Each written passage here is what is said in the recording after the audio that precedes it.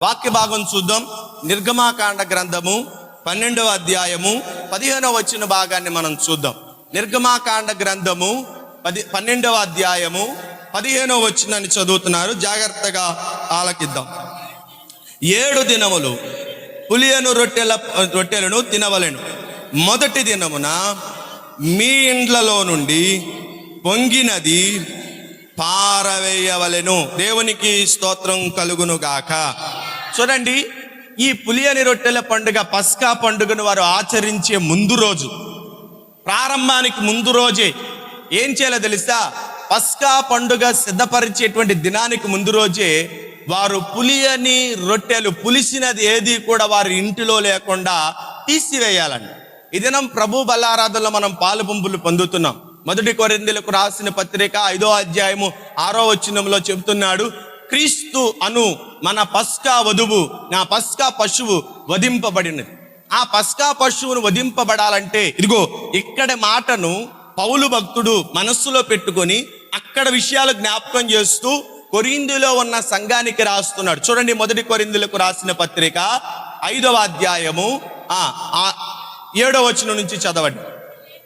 మీరు పులిపిండి లేని వారు గనుక క్రొత్త ముద్ద అవుటకే ఆపాతదైన పులిపిండిని చూడండి, ఎక్కడున్నటువంటి విషయాలనే ప్రారంభంలో పస్కాను ఐగుప్తులో భుజించడానికి దేవాతి దేవుడు ఇశ్రాయేలులకు నియమించిన ఒక కట్టడి, ఒక ఆజ్ఞ, ఒక కట్టడి ఏంటంటే, ఇదిగో మీరు పస్కాను వధించి భుజించాలంటే ఈ పండగ 7 రోజులు జరిగిద్ది.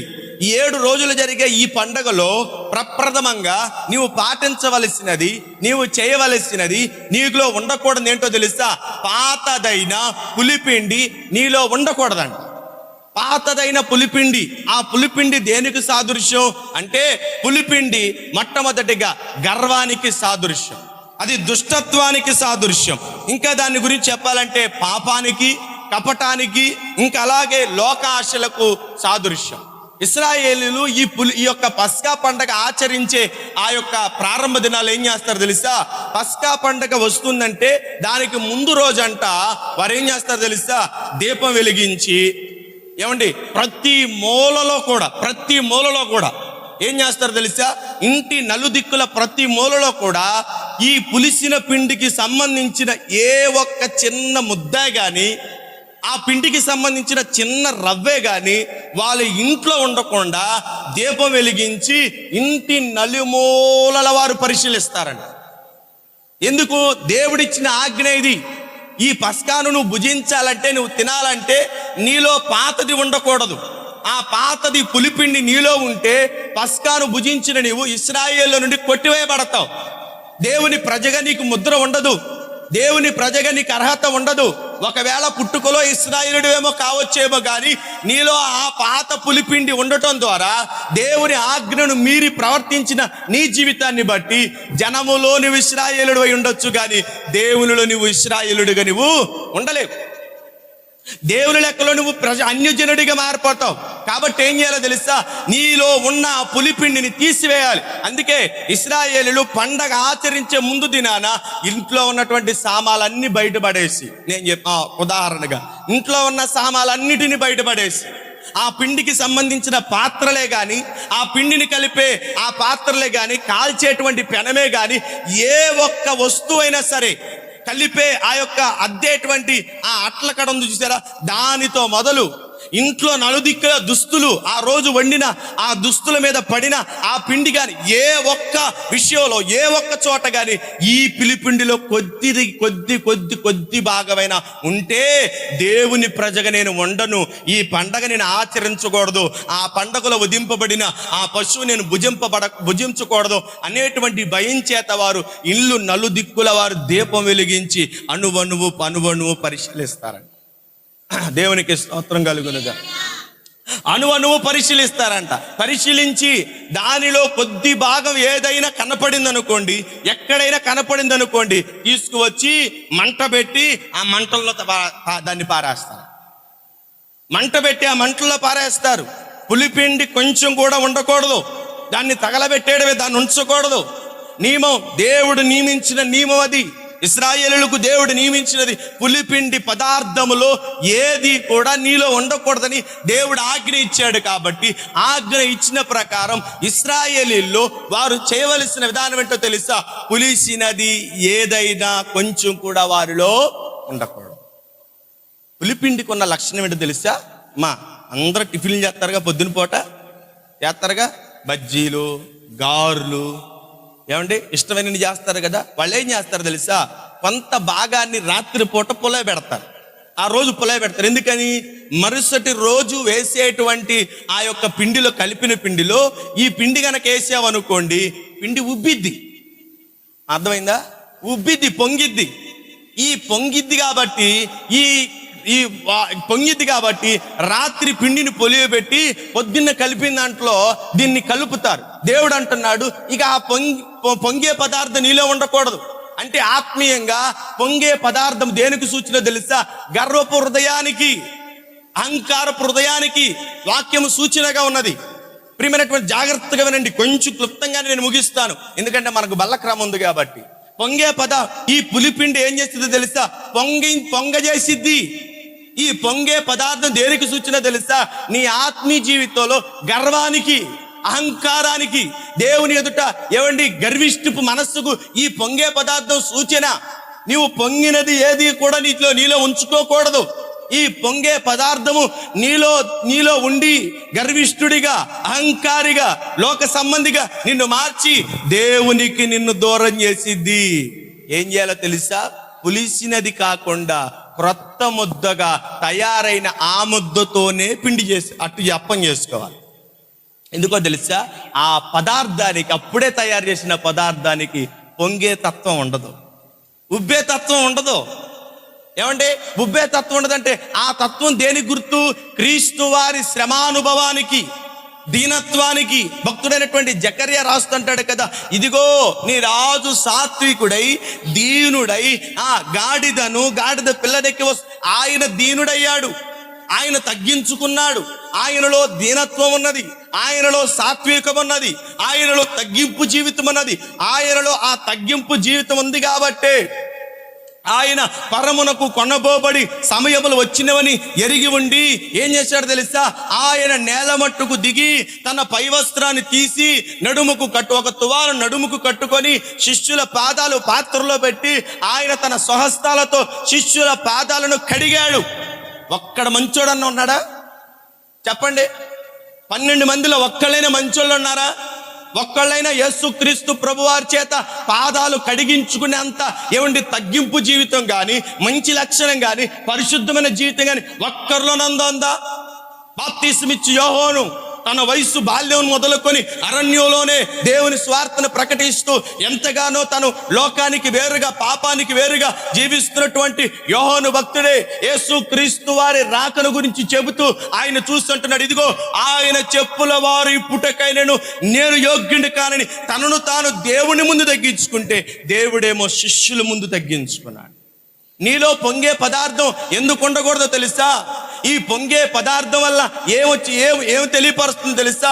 గర్వపు మనస్సు. నీవు పస్కాను బలి పశువును భుజించాలంటే 7 రోజులు నీవు చేయవలసిన క్రమం ఏంటంటే, పొంగినది ఏది నీ ఇంట్లో ఉండకూడదు, పులిసినది ఏది నీ ఇంట్లో ఉండకూడదు. పులిసినది పాపిష్టి జీవితానికి, దౌర్భాగ్యపు జీవితానికి, లోక ఆశలకు సూచన. ఈ పాత పులిపిండిని హృదయంలో పెట్టుకొని భక్తుడైనటువంటి పౌలు దీన్ని ఉటంకిస్తూ అంటున్నాడు, మీరు క్రొత్త ముద్ద ఒకటకే పిలువబడుతుంది కాబట్టి పాతదేది మీలో ఉంచుకోకూడదు. కొరింథీలో ఉన్న సంఘానికి రాస్తున్నాడు, సంఘమా నీలో ఆ పాతది ఉందా? ఆ పాత లక్షణాలు ఉన్నా? ఆ పాత అలవాట్లు ఉన్నాయా? ఆ పాత పద్ధతులు ఉన్నాయా? ఇంకా మానుకోనివి ఇంకా నీ జీవితంలో ఏమైనా ఉన్నాయా? జాగ్రత్త. వాటిని ఉంచుకొని ప్రభు యొక్క మన కొరకు క్రీస్తును మన పస్కా బలి పశువు వధింపబడి సిద్ధంగా ఉంది. దాన్ని నువ్వు భుజించాలంటే ముందు నీలో పాతది ఉండకూడదు. అందరికి అర్థమవుతుందా? గజిబిజి అవుతుందా? పర్లేదండి, అర్థమవుతుందా? దేవునికి స్తోత్రం. ఆ పాతదనేది ఉండకూడదు. ఆ పాతదాన్ని తీసేసుకోమని పౌలు భక్తుడు చెప్తున్నాడు. ఏంటి ఆ పాతదంటే మన యొక్క ప్రాచీన క్షమించండి, పౌలు భక్తుడు అదే రాస్తూ 4వ అధ్యాయం ఎఫెసీయులకు రాసిన పత్రిక 22వ వచనం చూడండి. ఎఫెసీయులకు రాసిన పత్రిక 4వ అధ్యాయము 22వ వాక్యాన్ని చూడండి. అక్కడ ఏం రాయబడిందో, కావున అమ్మా జాగ్రత్తగా, ఒకళ్ళు చదివినప్పుడు ఒకళ్ళు సైలెంట్ అయిపోండి, ఒకళ్ళు చదివేటప్పుడు శ్రద్ధగా చదవండి. చదవండి. కావున అమ్మ, మునుపటి ప్రవర్తన అంటే బాప్తీసం తీసుకోకముందు మన జీవితం, బాప్తీసం తీసుకున్న తర్వాత మన జీవితం. ఇప్పుడు బాప్తీసం తీసుకోకముందు మన జీవితం ఎలా ఉంది? భక్తుడైనటువంటి పౌలు చదవండి, ఏమంటాడు? మోసకరమైన దురాశల వలన చెడిపోవు ఈ ప్రాచీన స్వభావం వదులుకొని, చాలా ఏంటన్నాడు ఇక్కడ? కావున మునుపటి ప్రవర్తన విషయములోనైతే మోసకరమైన దురాశల వలన చెడిపోవు మీ ప్రాచీన స్వభావం. 3వ నంబర్ కింద అంటున్నాడు ప్రాచీన పురుషుడు. కింద పుట్టినోట్లో రాయబడినటువంటి మాట, నీ ప్రాచీన పురుషుడు. ఇదిగో పూర్వం ఎలా ఉన్నాడు? ఏ విధంగా ఉన్నాడంటే మోసకరమైన దురాశలతో ఏమైపోయాడండి? పాడైపోయాడు, చెడిపోయాడు, ప్రతి విధమైన దుష్టత్వానికి లోనైపోయాడు, పాప సంబంధమైనటువంటి ప్రతి కార్యానికి ఎడవబడ్డాడు. మోసయుక్తమైన కార్యక్రమాలు, అబద్ధపు మాటలు, చూడండి ఎన్నో గత జీవితంలో ఎన్నో ఉన్నాయి.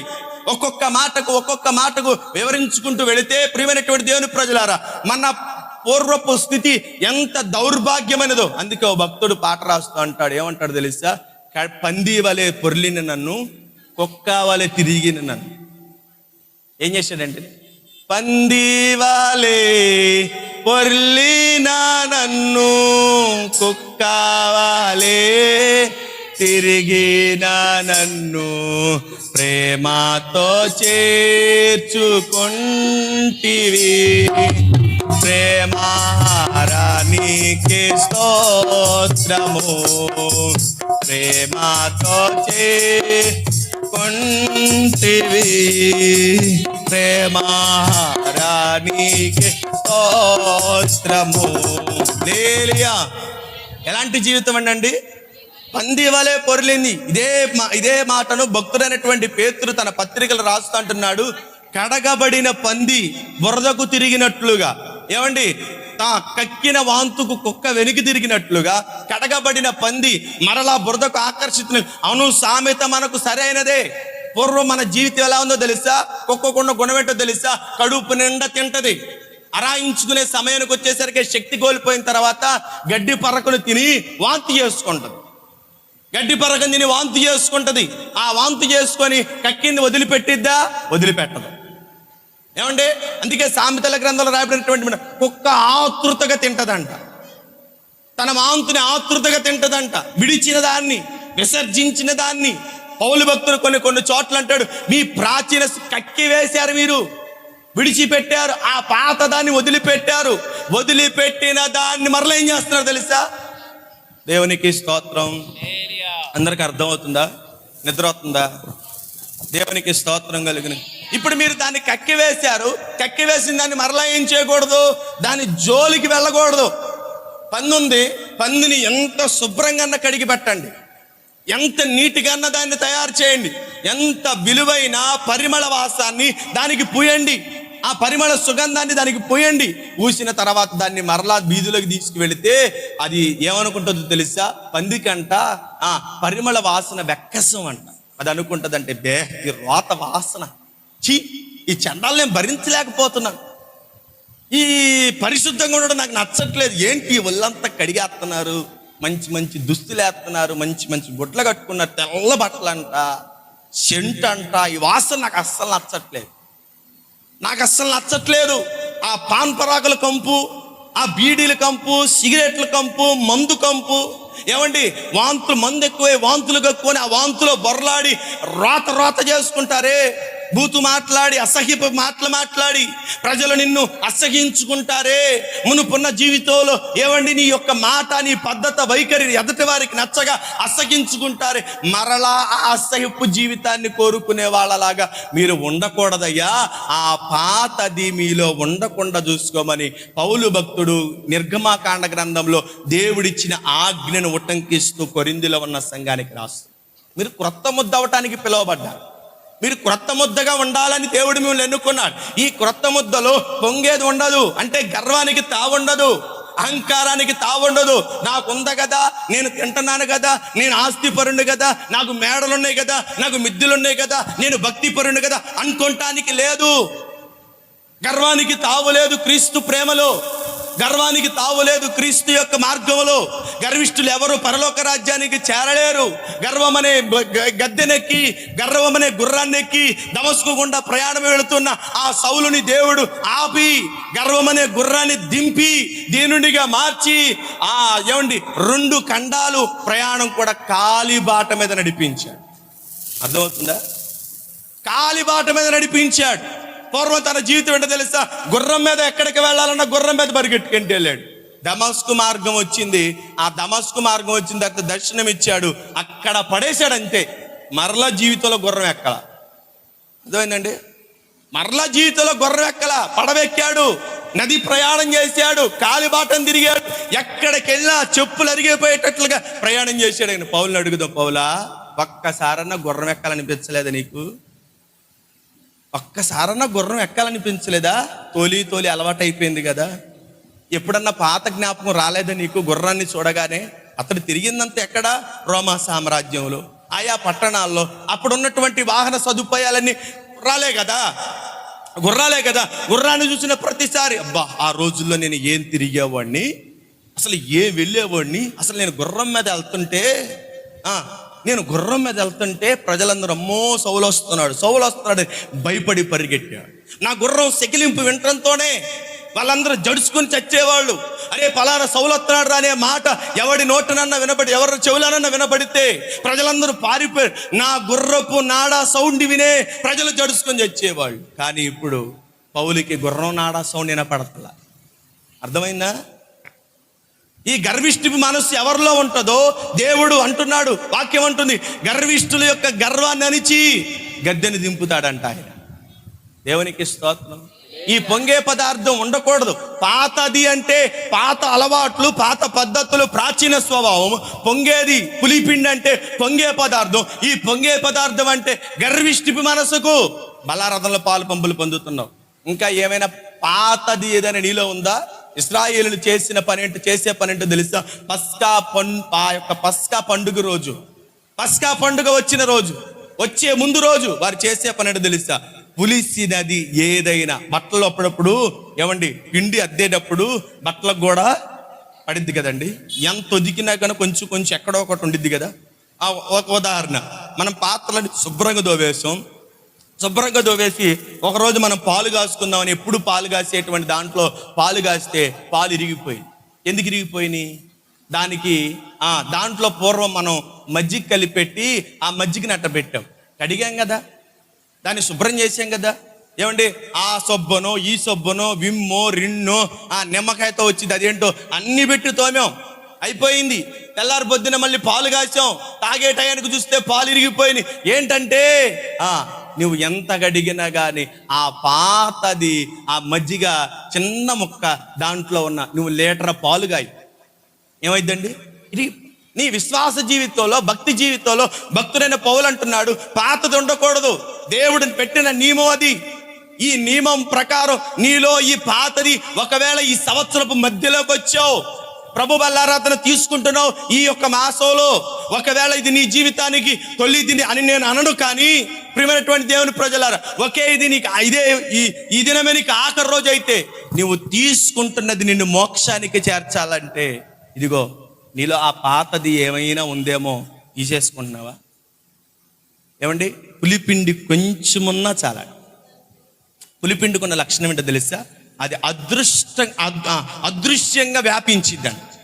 అర్థమైందండి అన్నమాట? కనపడకుండా వ్యాపించి. ఇప్పుడు పులిపిండి ఎంత ఉంటుంది, ఎంత వేయాలి? మజ్జిగలో పాలలో మజ్జిగ చొక్క ఎంత వేయాలి? లీటర్ పాలకి లీటర్ వేసేస్తారా? నాలాంటి వాడు ఉన్నాడు అనుకోండి, లీటర్ పాలకి లీటర్ పోస్తాడు. మీలో అలాంటి వాళ్ళు ఎవరు ఉన్నారా? ఎంత వేస్తే చాలు? ఒక్క చుక్క వేస్తే చాలు. ఇప్పుడు పులిపిండి కూడా ఏమంటే కొంచెం తీసుకువెళ్ళి కొత్త ముద్దలు వేసామనుకోండి, అదేం చేస్తుంది తెలుసా? పైకి కొద్దిగా పడిన చోటే ఉంటుంది, కానీ దాని ప్రభావం అంట ఆ ముద్దంతా వ్యాపించి, ముద్దంతా ఆ పిండి అంతా, ఎంత పిండి కలిపి అంత పిండి అంతా, ఆ ప్రభావం అనేది, ఆ పులుపు అనేది ఆ పిండి అంతా వ్యాపించింది. ఇది అదృశ్యంగా వ్యాపించింది. ఈ వ్యాపించేదాన్ని నువ్వేం చేయాలి? నీలో లేకుండా చేసుకోవాలి. ఈ పులిపిండి నీ హృదయంలో ఉందనుకో, సంఘములో నీవు ఏవండి, దేవుని సంఘములో నీవు ఏవండి నిలవలేవు. నీ కుటుంబం అభివృద్ధి పొందదు, నీ ఆత్మీయ జీవితం వర్ధిల్లదు, సంఘము చెడిపోయిద్ది, విశ్వాస జీవితం చెడిపోయిద్ది. ఈ పాతది ఏదైనా నీ హృదయంలో ఉందేమో, ఒక్క నిమిషం మోకరించి దేవుని సన్నిధిలో పశ్చాత్తాపడు, దేవుని సన్నిధిలో ఏడు, దేవుని సన్నిధిలో కన్నీరు కార్చు. భక్తుడు ఏమంటే 51వ కీర్తన రాస్తూ అంటున్నాడు, దేవా విస్సోపుతో నన్ను కడిగయ్యా, నన్ను కడుగయ్యా, ఇనుము వంటి తెల్లగా నన్ను మార్చయ్యా, నా పాపము పోవునట్లుగా, నా పాపము పోవునట్లుగా నన్ను బాగుగా కడిగి వదిలేయద్దు, బాగుగా కడుగు అంటే అది మీరుద్దు, లేకపోతే ఇంకా లోపల ఇంకేమనుందని నన్ను పరిశీలించి, నా అంతరేంద్రియములను, నా హృదయమును, నా దేహమును పరిశీలించి నన్ను బాగుగా కడుగయ్యా. అవయవాలన్నిటినీ కడుగు, దేహం అంతటిని కడుగు, నేత్రాలు ఏమండి ఆ జ్ఞానేంద్రాలన్నిటినీ కడుగు, నా దేహంలో ప్రతి భాగాన్ని కడిగయ్యా. కదండి, దావీదు అలా కోరుకున్నాడు. కాబట్టే దావీదుని గురించి ఒక భక్తుడు అంటాడు, ఏమంటాడు తెలుసా? పరలోక పట్టణంలో బైబిల్ ఉండిద్దంట, ఆ బైబిల్లో 2 సమూయేలు గ్రంథము 11వ అధ్యాయం ఉండదంట దాంట్లో. ఎందుకోసమో తెలుసా?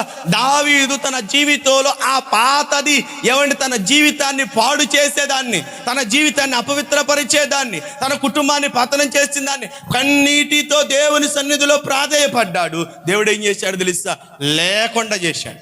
అందుకే ఒక సందర్భంలో మాట్లాడుతుంటున్నాడు, దావీదు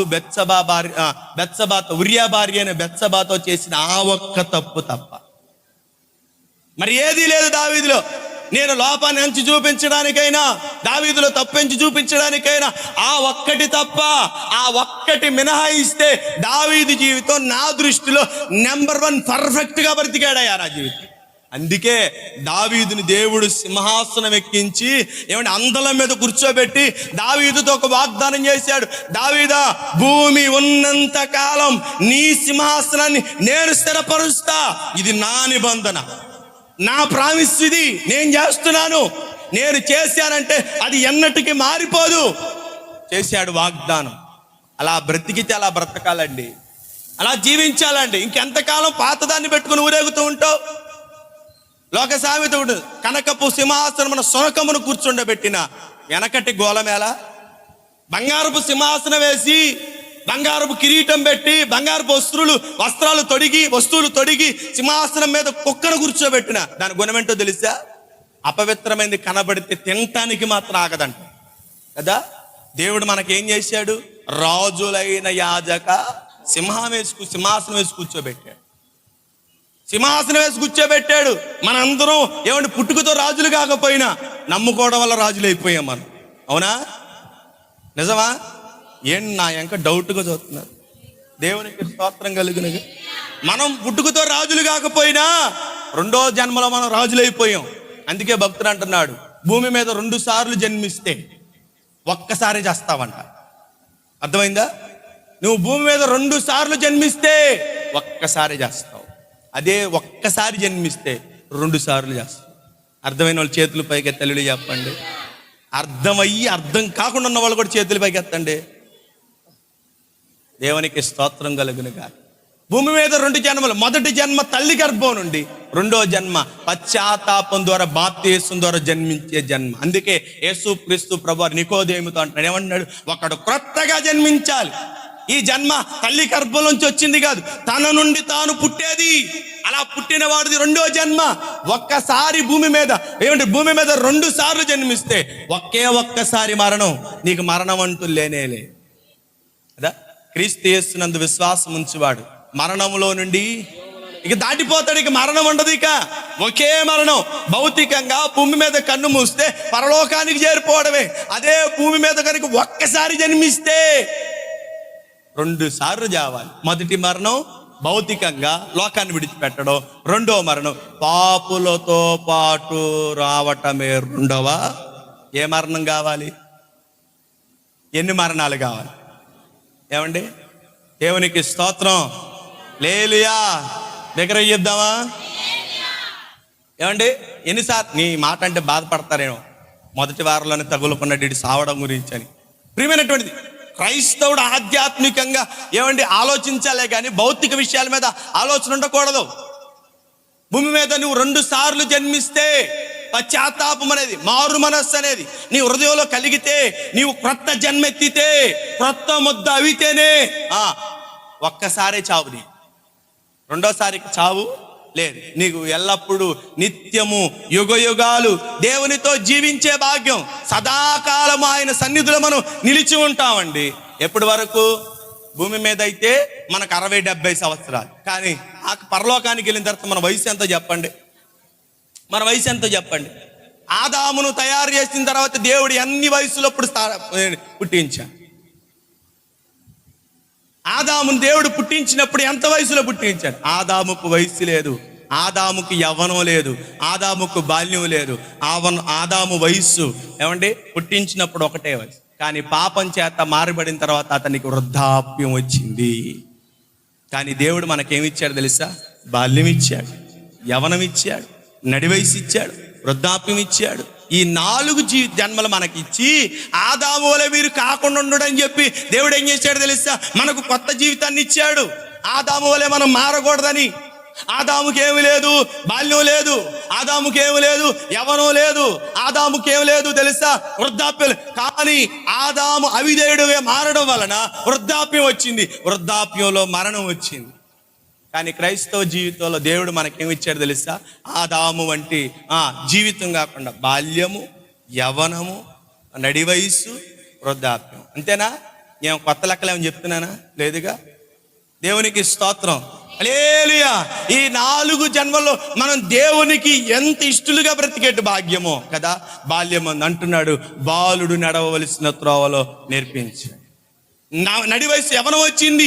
యవన వయసు యవనుడు దేని చేత తన నడకను శుద్ధి చేసుకుంటాడు. ఇప్పుడు నడి వయసు వచ్చింది, 30-40 సంవత్సరాలు. యేసుక్రీస్తు ప్రభువారు యవన కాలం 30 సంవత్సరాల నుంచి తన తన సేవను ప్రారంభించాడు. 30 సంవత్సరాలు వచ్చిన తర్వాత యూదులలో యాజకుడిగా ఎన్నుకునే వయసు వస్తుందంట. 30 సంవత్సరాల నుంచి 50 సంవత్సరాల వరకు సేవా పరిమితి.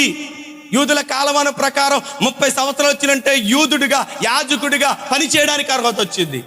ఏమండి? వృద్ధాప్యం వచ్చింది అంటున్నారు. వారు ముసలితనం ముందు దేవుని కార్యములు వివరించడానికి దేవుడు వారికి నూతన బల కీర్తన గ్రంథంలో రాయబడినటువంటి వారు వృద్ధాప్యం మందు చిగురించి తమ దేవుడైన యెహోవా కార్యములను వారు వివరిస్తారు కదా. ఎన్ని దశలండి? అన్ని దశలకు వాక్యం ఉందా? ఒక దశకే ఉందా?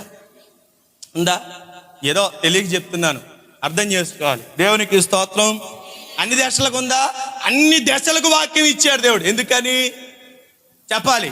ఈ పులిపిండి నీలో లేకుండా, పాత ముద్ద నీలో లేకుండా, పాత జీవితం నీలో, ఆ పాత బ్రతుకు నీలో లేకుండా దేవుడు చేయాలని దేవుడు నీకు ఇన్ని దశలు ఇచ్చి నీ బ్రతుకును మార్చుకోమన్నాడు.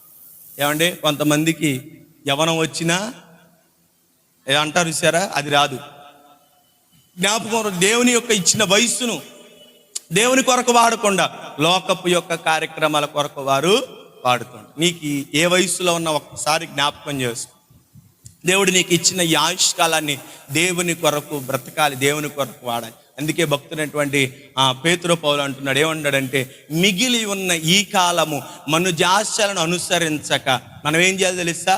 దేహమును దేవుని కొరకు మనము మిగిలిన ఈ కాలము, నీ ఎంతకాలం ఉంది?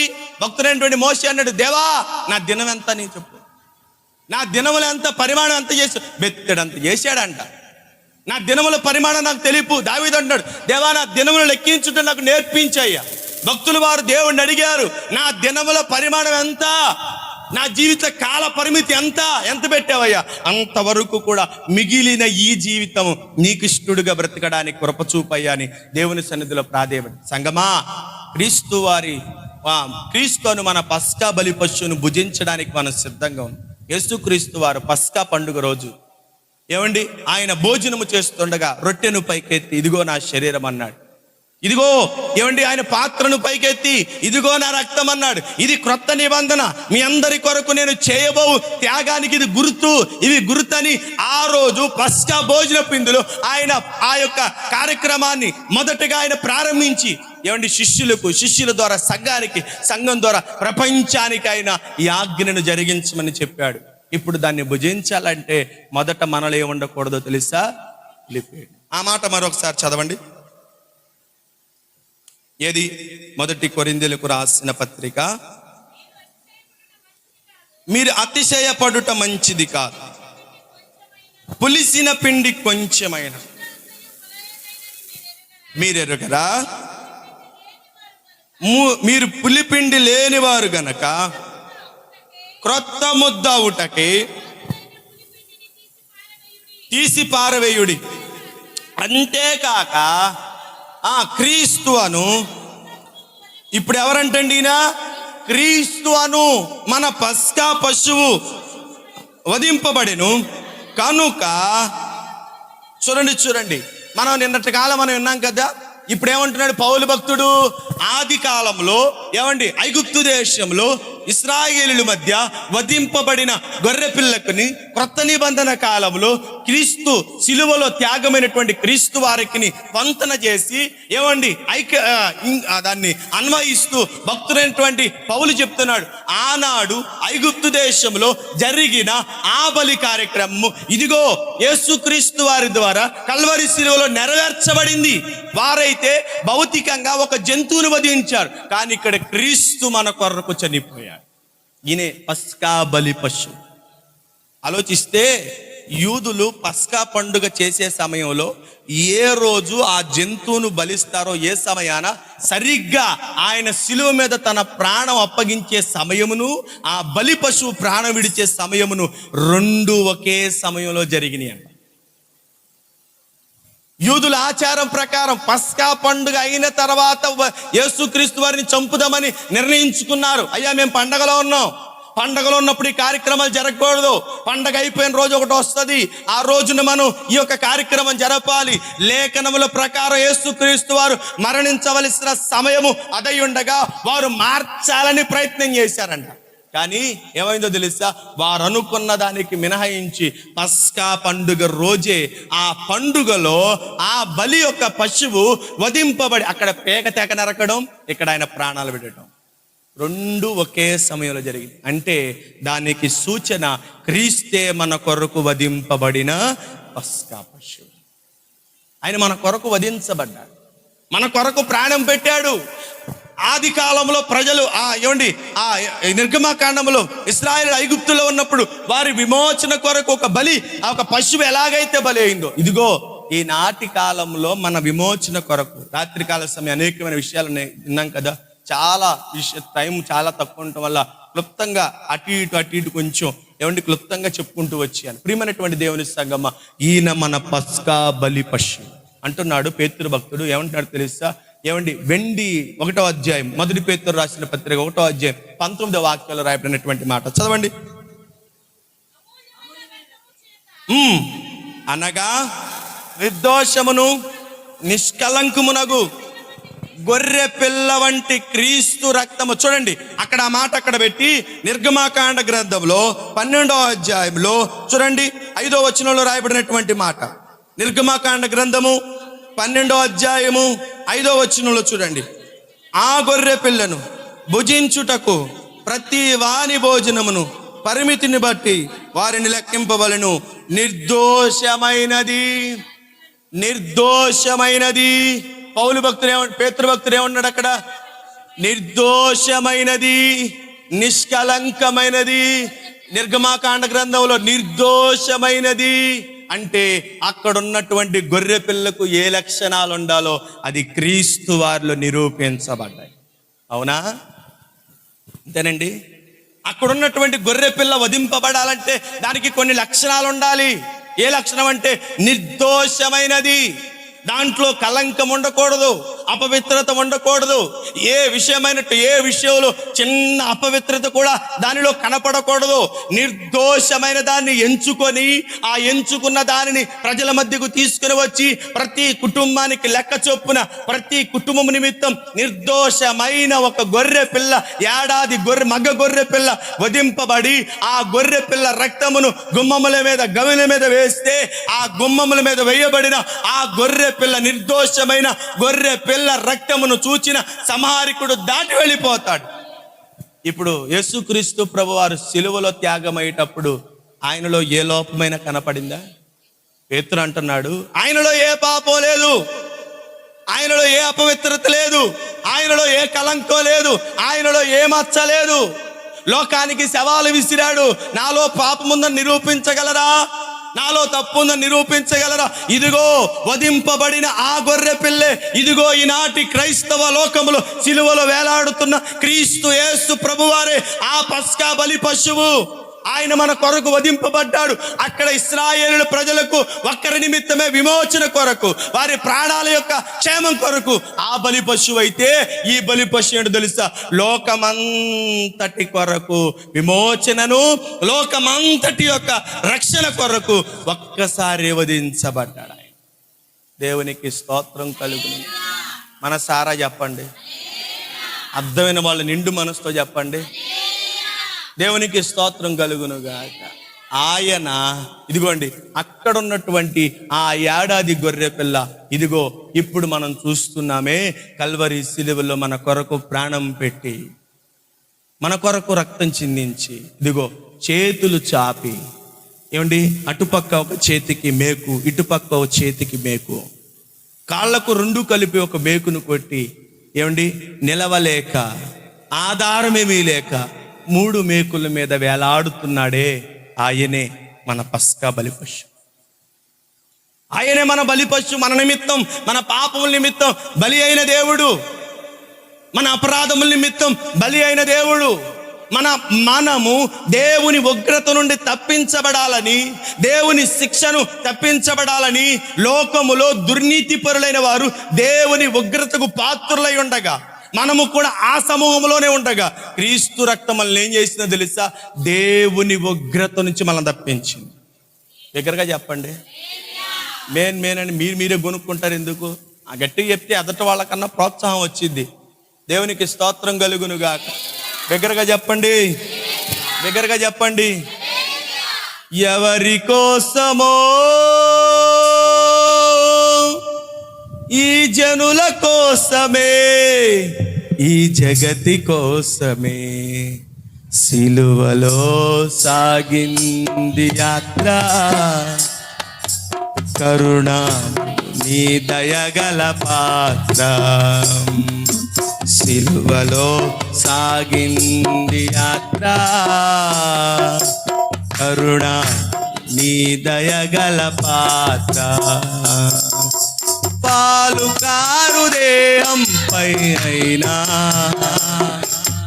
పాపాత్ముల కొరడాలు ఎన్నో.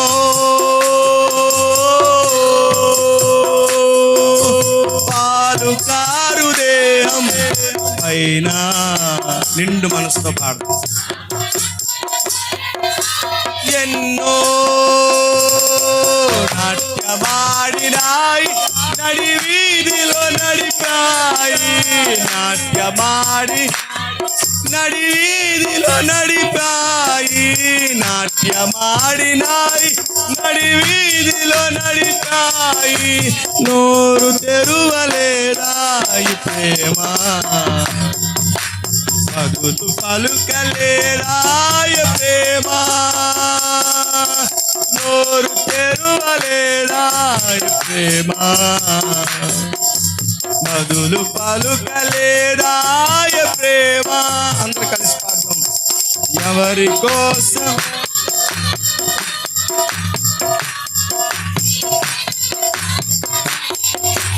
జగతి కోసమే, ఈ జనుల కోసమే, ఈ జగతి కోసమే సిలువలో యాత్ర. కరుణ నీ దయగల పాత్ర. సిలువలో సాగింది యాత్ర, కరుణామయుని దయగల పాత్ర. వెనుక నుండి కొట్టింది ఒకరు, తన ముందు నిలిచి నవ్వింది మరి ఒకరు. వెనుక నుండి తన్నింది ఒకరు, తన ముందు నిలిచి నవ్వింది మరి ఒకరు. గేలి చేసినారు, పరిహాసమాడినారు, గేలి చేసినారు, పరిహాసమాడినారు. నోరు తెరువని యేసయ్యా దేవా, బదులు పలుకలేనాయ ప్రేమ. నోరు తెరువని యేసయ్యా, బదులు పలుకలేనాయ ప్రేమ. ఎవరి కోసమో ఈ జగతి కోసమే, ఈ జనుల కోసమే, ఈ జగతి కోసమే, జనుల కోసమే. సిలువలో సాగింది యాత్ర, కరుణామయుని దయగల పాత్ర. సిలువలో సాగింది యాత్ర, కరుణామయుని దయగల పాత్ర. దేవునికి స్తోత్రం. ఇశ్రాయేలీలు ఏడాది గొర్రెను కానీ మేకను కానీ తీసుకొచ్చి బలిచ్చేటప్పుడు ఒక్క విషయం ఆలోచించండి. ఆ బలింపబడే పశువుకు తెలుసా ఎందుకు తాను బలవుతున్నాను? ఎందుకు నేను ఇంతగా ఈ చిన్న వయసులోనే, ఈ తక్కువ వయసులోనే ఎందుకు నేను వధింపబడుతున్నానో? నా దేహంలోనికి కత్తిపోట్లు, ఈ చీలికలు, ఈ భయంకరమైనటువంటి ఈ రక్తస్రావం నాకు ఎందుకు వస్తుందో నాకు తెలియదు. ఏమంటే ఆ గొర్రె పిల్లకి ఏమైనా తెలుసా? కానీ మన కొరకు నలిగిపోయిన, మన కొరకు గాయపరచబడుతున్న యేసయ్యకు మాత్రం సమస్తం తెలుసు. యెషయా గ్రంథంలోనే ఆయన పుట్టుకకు మునిపే కొన్ని వందల సంవత్సరాలు లేఖనము రాసి పెట్టబడి ఉన్నది. ఏమని రాయపెట్టబడింది? నిశ్చయముగా అతడి నలగగొట్టబడడం, అతడు గాయపరచబడడం, తన దేహము చీల్చబడడం, తన దేహము నాగటి సాలవలే చీల్చబడడం, సమస్తము ఆయన పుట్టుకకు మునిపే సమస్తము లేఖనములో పొందిపరచి ఆయనకు తెలిసేటట్లుగా యేసుక్రీస్తు ప్రభువారి గెత్సెమనే తోటలో వేదన పొందుతూ, మరణం పొందుతూ ఆ మరణ పాత్ర విషయమే దుఃఖించాడు. ఇశ్రాయేలుల మధ్యలో చనిపోతున్న గొర్రె పిల్లకు తెలియదు తాను ఎందుకు చనిపోతున్నాను, కానీ యేసుక్రీస్తు వారికి తెలుసు తాను ఎందుకు చనిపోతున్నాను. నీ నా పాపములు ఆయన మీద మోపబడ్డాయి. తండ్రి అంటున్నాడు, కుమారుడా నీ చేయి నేను విడిచిపెట్టవలసి వస్తుంది అంటున్నాడు. తండ్రి నన్ను చేయి విడిచిపెట్టదు. కుమారుడా తప్పదు, నీ చేయి విడిచిపెట్ట. ఎందుకయ్యా, ఎందుకు నా చేయి విడిచిపెట్టవలసి? ఇప్పటి వరకు ఈ వేదనకరమైన పరిస్థితుల్లో నాకు తోడున్నావే, ఈ దుఃఖకరమైన పరిస్థితుల్లో నాకు తోడున్నావు, ఇప్పుడు ఎలా నా చేయి విడిచిపెడుతున్నావు అంటే సమస్త మానవుల యొక్క పాప భారం ఇప్పుడు నీ మీద మోపబడి ఉంది. నీ మీద ఇప్పుడు మోపాను నేను. తండ్రి ఇది నా పాపం కాదు కదా, నేను చేసిన అపవిత్రత కాదు కదా, నేను చేసిన మోసం కాదు కదా, నేను చేసిన పాపం కాదు. నేను దొంగతనంగా ఏ గుడిసెలో దూరలేదే, నేను దొంగతనంగా ఏ అక్రమ కార్యక్రమాలు చేయలేదే, ఆ కుటుంబాన్ని ఈ కుటుంబాన్ని చెరపలేదే, వాళ్ళని వీళ్ళని మోసపరిచి వాళ్ళ ధనాన్ని దోచుకోలేదు, ఇవేవరే చేయలేదు కదా తండ్రి అంటే. తండ్రి అంటున్నాడు, కుమారుడా నువ్వు ఎవరి నిమిత్తం బలి అవుతున్నావో తెలుసా? ఎవరి నిమిత్తం శిక్ష అనుభవిస్తున్నావో తెలుసా?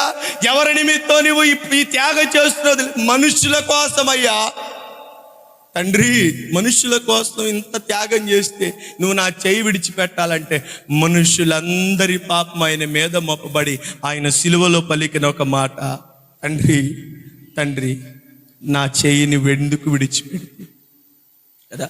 ఈయనే మన పస్కా బలి పశువు, ఈయనే మన కొరకు త్యాగమైనది, ఈయనే మన కొరకు చనిపోయాడు, ఈయనే మన కొరకు తిరిగి లేచాడు, ఈయనే మన కొరకు మరలా తిరిగి రాబోతున్నాడు. ఈయన తప్ప వేరొకడు లేడు. ఈయనలాగా చేసిన వారు ఎవరు లేరు, ఇంకొకరు ఉన్నారని చెప్పుకోవడానికి ఆధారాలు కూడా లేవు. సంగమా, క్రీస్తు ఒక్కడే మన కొరకు చనిపోయాడు. ఆయన ఒక్కడే మన కొరకు ప్రాణం పెట్టాడు. ఈ లోకంలో ఎవ్వరు లేరు, ఎవరు ఆయనలాగా చేసిన వారు లేరు. క్రీస్తు ఒక్కడే, ఆయనే మన కొరకు వధింపబడిన వాడు. ఆయననే మనం ప్రకటించాలి, ఆయన ఎందే మనం విశ్వాసం ఉంచాలి. మూడో మాట అంటున్నాడు. ఏ మాట అన్నాడు చదవండి. ఇప్పుడు చదివిన మాటలోనే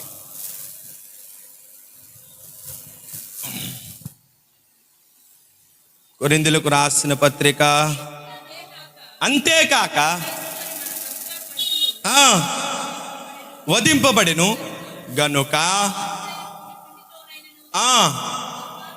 దుర్మార్గతయు కాకుండా.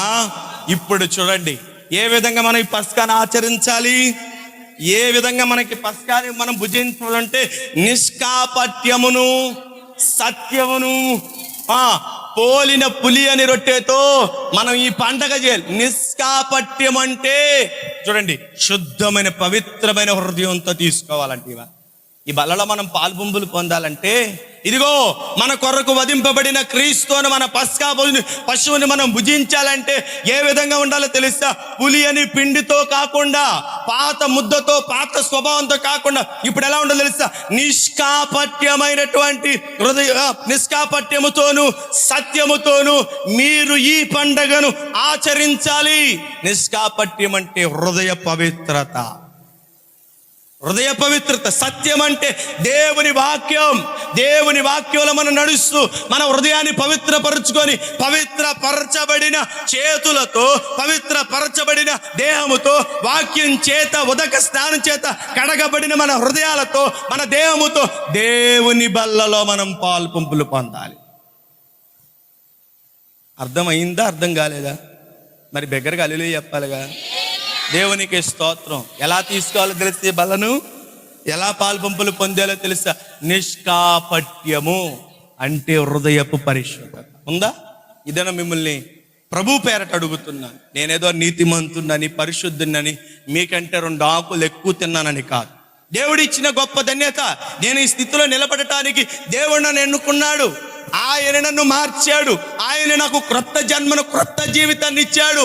లోకంలో నన్ను వెలివేసిన వాడిగా, త్రోసివేసిన వాడిగా, అసహ్యుడిగా, పాపపుష్టిగా బ్రతుకుతున్న నా జీవితాన్ని మార్చి తన ప్రేమ చేత పవిత్రపరిచి నన్ను ఆయన నీతిమంతుడిగా తన రక్తము చేత కడిగి ఇదిగో ఈ స్థానం ఇచ్చి ఇక్కడ నిలబెట్టాడే. దానిని ఆధారం చేసుకుని మాట్లాడుతున్నా. మన హృదయం పవిత్రంగానే ఉందా? హృదయంలో మోసం పెట్టుకొని, హృదయంలో అపవిత్రత పెట్టుకొని బలలో పాల్పంపులు పొందుతావా? యోగ్యులమైన మనం? అర్హత ఉందా మనం? ఎవడైనను తన్ను తాను పరీక్షించుకోకుండా బల్లలో పాల్పంపులు పొందితే ఏమైందో తెలుసా? కొంతమంది రోగులైపోతున్నారంట, బలహీనుడవుతున్నారంట, కొంతమంది మరణిస్తున్నారంట. ఏమవుతున్నారు? ఇది భౌతిక శాపం కాదు, ఆత్మీయతల వారి స్థితిని దేవుడు జ్ఞాపకం, పౌలు భక్తుడు జ్ఞాపకం చేస్తాడు. నీ హృదయ పరిశుద్ధి, నీ హృదయపు స్థితి ఎలా ఉన్నది? భక్తుడైన దావీదు, దేవా నా హృదయమును పరిశీలించి నాకు తీర్పు తీర్చు. చదువుకున్నాం కదా 26 మొదటి వచనంలో ఏం రాయబడింది? చదవండి ఏం రాయబడింది అక్కడ మాట? యెహోవా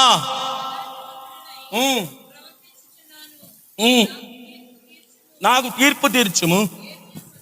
ఏమీ సందేహపడకుండా. ఎవరు చెప్తున్నారు చెప్పండి? ఎవరితో? ఒక మానవుడు ఏమండి సర్వలోకానికి తీర్పు తీర్చే దేవుని ఎదుట నిలబడి అంటున్నాడు, దేవా నాకు తీర్పు తీర్చాయ్యా, నేను ఎదుట నిలబడి.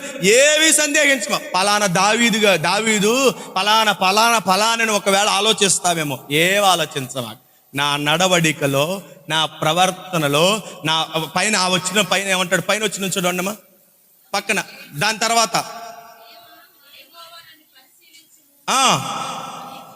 పరీక్షించుము. చూడండి, చదవండి.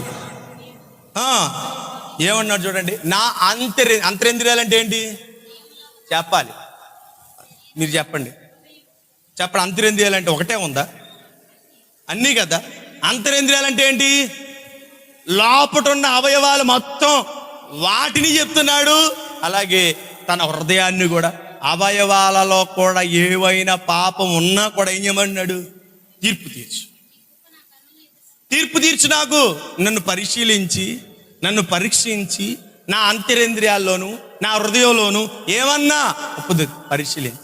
చూసారా, దావీదు భక్తుడు అంతటి వాడే తన దేవుని ముందు నిలబడి ధైర్యంగా తీర్పు తీర్చుకోండి. మన జీవితాలు ఒక్కసారి పరిశీలన చేసుకో. రెండవది సత్యము, అంటే వాక్యం.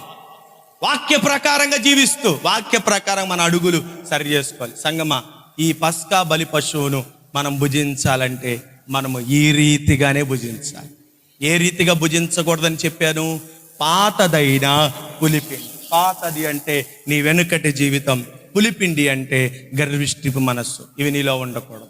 ఇదిగో మన పస్కా పశువు క్రీస్తు మన కొరకు దింపబడి, ఆయన మన కొరకు త్యాగమయ్యాడు. మూడవది, ఆయన దేవుడి పండగలో మనం పాల్పంపులు పొందాలంటే ఎలాంటి తెలుసా?